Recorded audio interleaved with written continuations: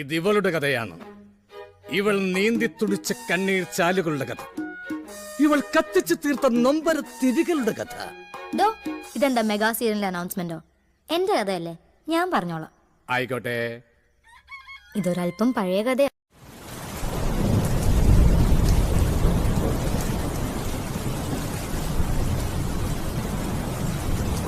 മത്തായി, ഞാനാ. നിങ്ങൾക്ക് ആൺകുട്ടിയാണ് കേട്ടോ. അത് നന്നായി. പെൺകുഞ്ഞു വല്ലതും ആയിരുന്നേ എന്ത് കഷ്ടപ്പാടാ. അവള് വളരും തോറും നെഞ്ചില് തീ കൂടി കൂടി വരും.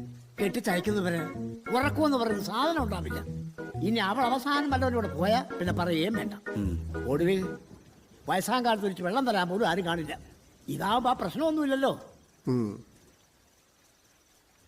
ദൈവത്തിന് സ്തുതി.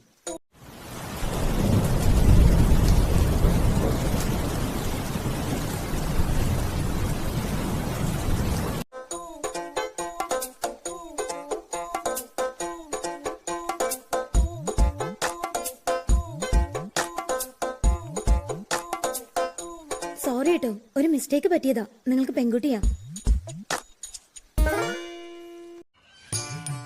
ഈശ്വര, നല്ലൊരു കണി കാണിക്കണേ. ധനയോഗം, കാര്യലാഭം, ഉദ്ദിഷ്ട കാര്യലബ്ധി, സ്വാദിഷ്ട നോൺ വെജ് ഭക്ഷണം എല്ലാം ലഭിക്കുന്ന ഒരു ഉഗ്ര കണി കാണിക്കണേ.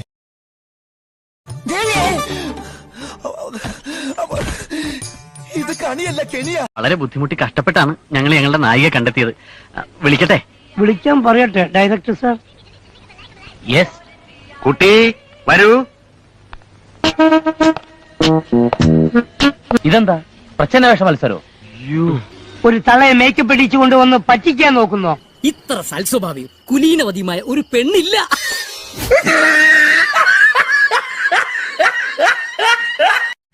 നല്ല കുട്ടി, ഒറ്റ മോളേ ഉള്ളൂ.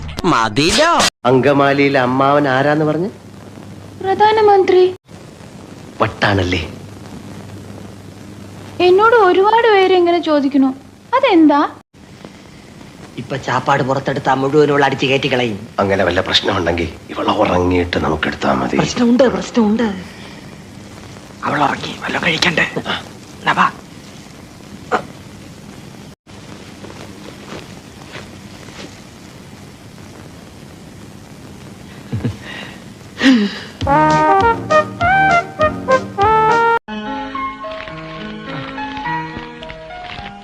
Happy birthday to you, happy birthday to you, happy birthday to U.